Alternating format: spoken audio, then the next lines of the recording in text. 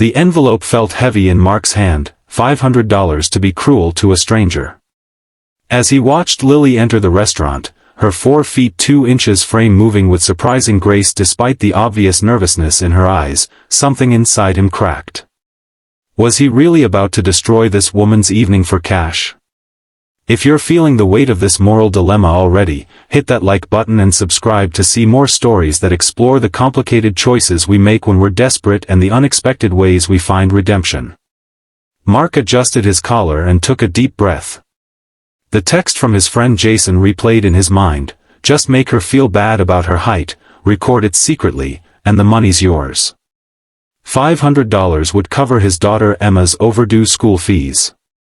As a single father working 2 jobs, he'd been drowning in bills since his wife's death 3 years ago.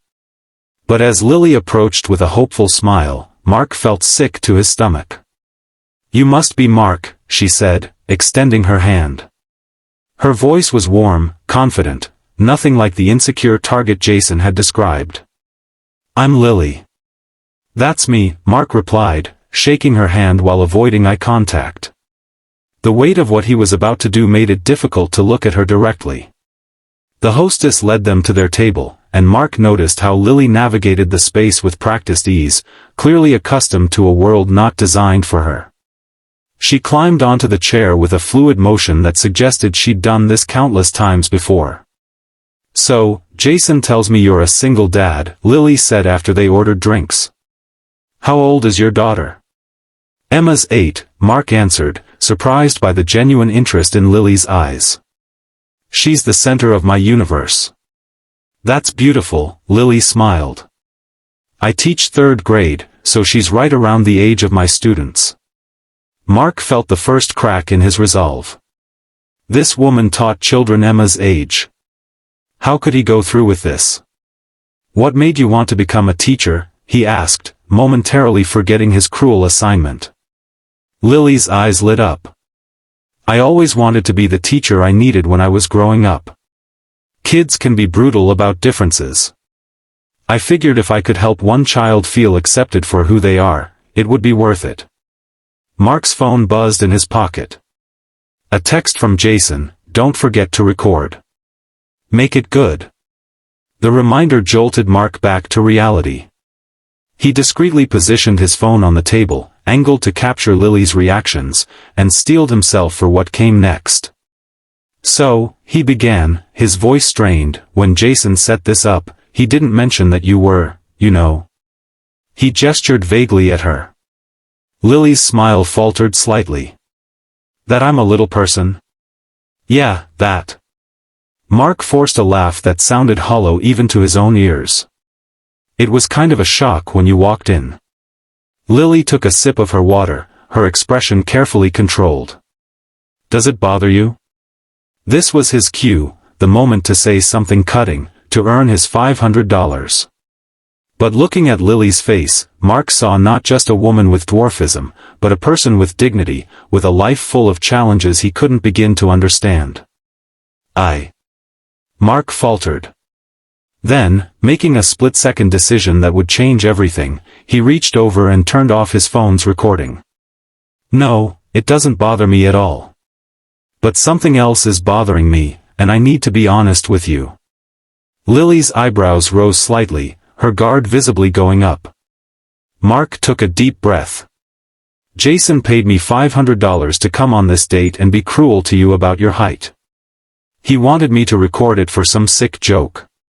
The color drained from Lily's face. For a moment, she sat perfectly still, processing his words. Mark braced himself for her to throw her drink in his face, to storm out, to call him every name he deserved. Instead, she asked quietly, "Why would you agree to something like that?" The question hit him like a physical blow. "My daughter's school fees are overdue. I've been working double shifts at the warehouse and driving Uber on weekends, but it's never enough. I was desperate." His voice cracked. "But sitting here with you, I can't do it. I won't do it. You deserve better than this." Lily studied him for a long moment, her expression unreadable. Then she reached for her purse. I understand if you want to leave, Mark said, shame burning in his chest. But instead of standing up, Lily pulled out her phone. What's Jason's number? Confused, Mark recited it, and watched as Lily dialed. She put the phone on speaker. Hey, Lil, Jason answered, his voice smug. How's your evening going? Hello, Jason, Lily replied, her voice steady and strong. I'm sitting here with Mark, and he's just told me about your little arrangement. A beat of silence. He what? He told me everything. And I have a question for you. What kind of person pays someone to humiliate another human being for entertainment? Come on, Lily, it was just going to be a funny video. For who, Jason? For you and your friends to laugh at? At my expense? Lily's voice remained calm, but there was steel beneath it. I've spent my entire life dealing with people who think my existence is a punchline.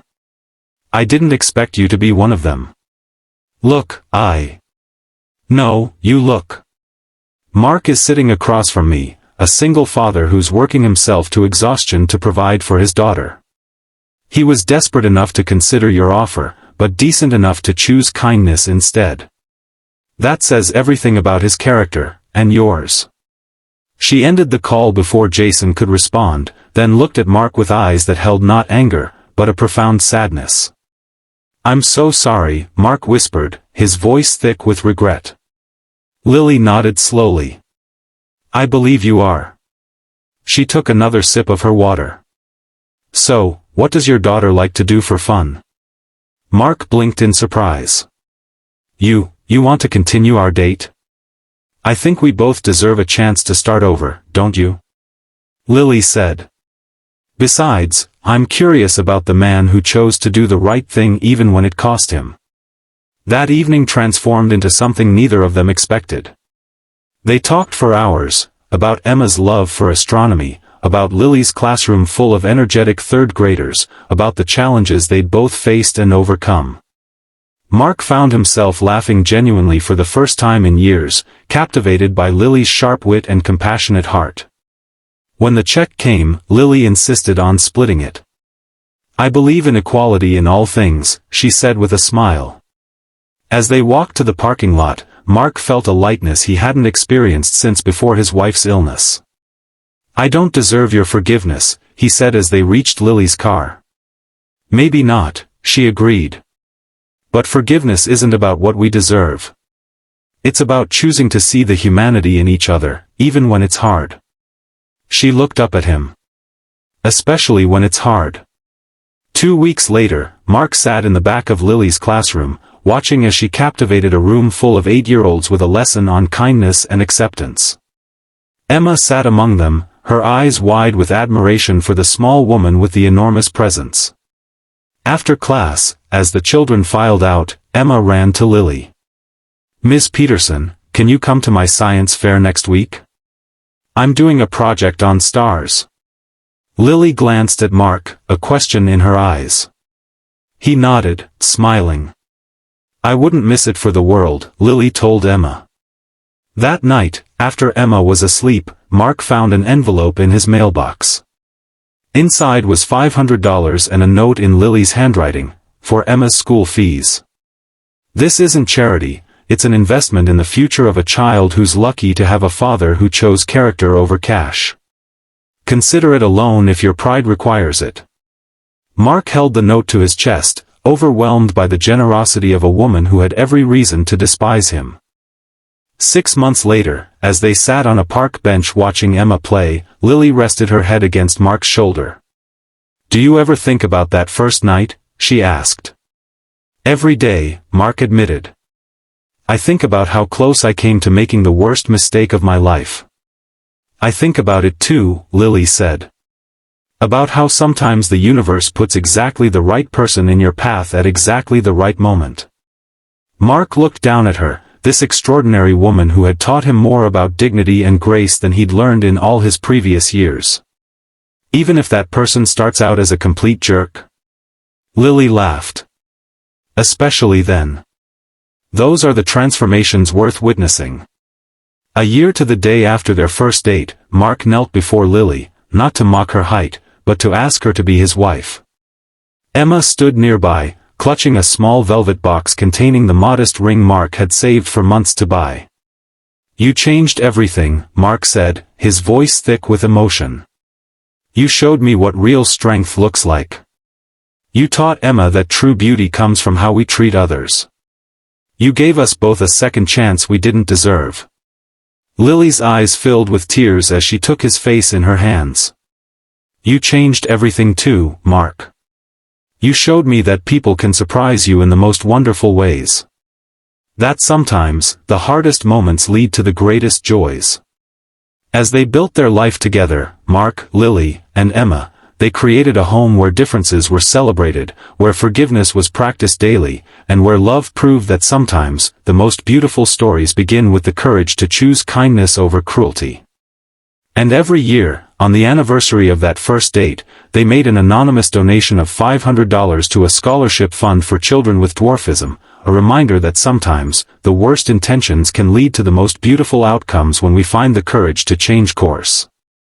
If this story touched your heart, don't forget to like this video and subscribe to our channel for more stories about redemption, unexpected love, and the power of seeing beyond appearances to the beauty of the human spirit.